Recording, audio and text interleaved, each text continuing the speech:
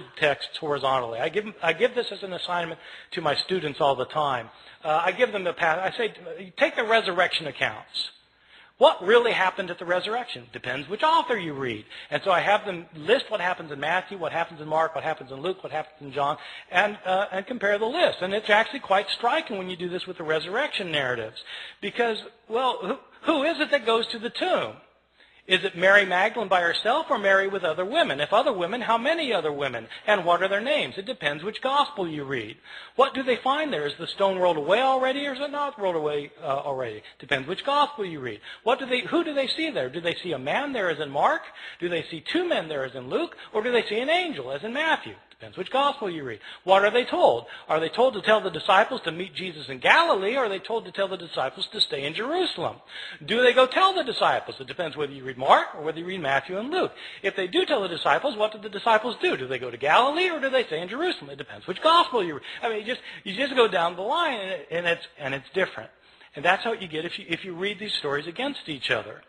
Well, if you do that in the story of the crucifixion in Mark and Luke, you come up with very, very different portrayals. The significance of that is not just that, okay, it's as though there are discrepancies. Yeah, there are discrepancies, but that isn't the point.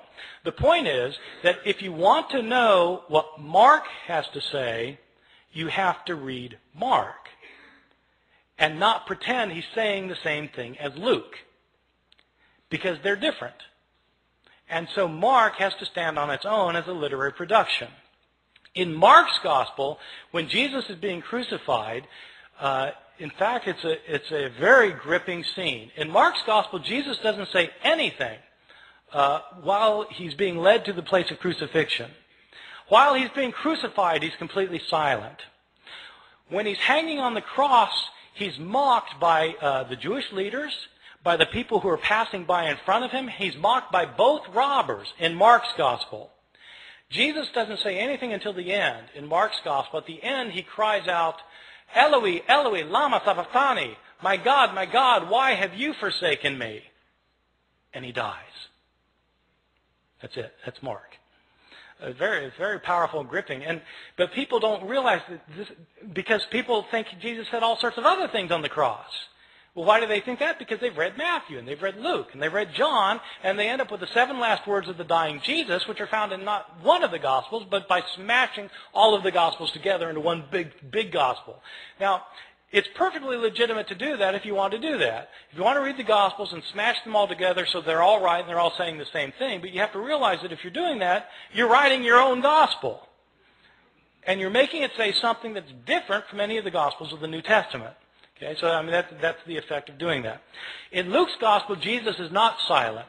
He's not silent on the way to be crucified. He sees women weeping for him, and he turns to them and he says, "Daughters of Jerusalem, don't weep for me. Weep for yourselves and for your children, for the fate that's to befall you." He's more concerned about these women than himself in Luke's gospel. In Luke's gospel, he's not quiet while he's being nailed to the cross. He prays, "Father, forgive them, for they don't know what they're doing." While he's hanging on the cross, he actually has an intelligent conversation with one of the robbers. The one guy maligns Jesus. The other robber says to the other person to be quiet because Jesus hasn't done anything to deserve this. And then he turns to Jesus and says, "Lord, remember me when you come into your kingdom." And Jesus says, "Truly I tell you, today you will be with me in paradise." Jesus knows exactly what's happening to him in Luke's gospel. Not in Mark, but in Luke he knows exactly what's happening to him. He knows what's going to happen to him after it happens to him. He's going to wake up in paradise, and this guy's going to be next to him. And at the end, the most telling thing of all is that Jesus, instead of crying out, my God, why have you forsaken me?" He doesn't say that in Luke. What he says is, "Father, into your hands I commend my spirit." And he dies.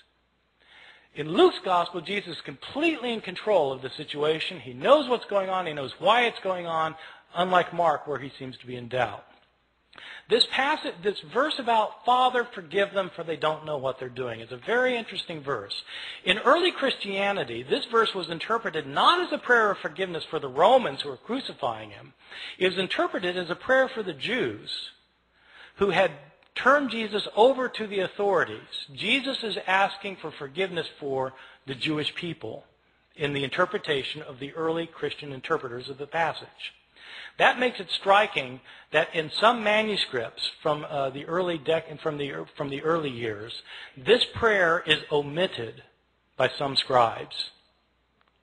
Why would scribes take that lovely verse out? Well, it should be obvious why they took it out. They took it out because they interpreted it as a prayer of forgiveness for Jews, and these scribes didn't think God had ever forgiven the Jews. In the 2nd and 3rd centuries, Christians started saying that Jews are guilty for the killing of Christ, and that, in fact, the destruction of the city of Jerusalem in the year 70 by the Roman armies was a punishment by God given to the Jewish people for rejecting their own Messiah. In the 2nd and 3rd centuries, we have Christians who are saying that Jesus was God, so that when Jews, they would say, when Jews are responsible for the death of Jesus, we have some authors saying Jews are guilty of deicide. Jews have killed God, and God held them responsible. What's a scribe who thinks that going to do with his prayer of forgiveness? He's going to take it out, and that's exactly what happens. Some of our early manuscripts are missing the prayer. They're missing it because scribes have changed it for reasons of their own. These are some of the big differences that you can find in the New Testament manuscripts, and there are all sorts of differences that you find. Some are related to theological disputes of early Christianity, where scribes have changed the text to make it coincide more closely with their own theological views. Some of these changes have to do with relationships of Christians and Jews. Some of these changes have to do with Christian understandings of women. There continue to be debates today in churches, Christian churches, about whether women should have leadership roles. Well, these debates often hinge on verses that have been changed by scribes. You can guess which way scribes changed these verses. In the 2nd and 3rd centuries, when women's roles were being suppressed, all of a sudden manuscripts start showing up in which women are told to be silent in the churches. This is the sort of change that scribes made. The textual critic is somebody who tries to deal with this phenomenon of manuscripts that have so many changes in them. There are actually two things that the textual critic does. One thing that is, of course, primary importance is to figure out what an author actually wrote. Because you can't interpret an author, whether you're talking about Plato or Aristophanes or Homer or Mark or Matthew or Luke or John. You can't interpret what an author said unless you can't interpret what he said unless you know what he said. You've got to have his words, and so textual critics try to reconstruct to the best of their ability what an author actually wrote. A textual critic also, though, is interested in knowing why the text got changed. Why did scribes change the text? I mean, it's interesting to see that sometimes they fell asleep, but beyond that, what kind of theological motivations were there for changing the text? What kind of ideological influence were affecting these scribes? When we know more of that kind of information, we're better able to understand both the scribes and their own historical context as people living in the early centuries, especially the early centuries, a time period about which we have very little information about Christianity otherwise. Thank you very much.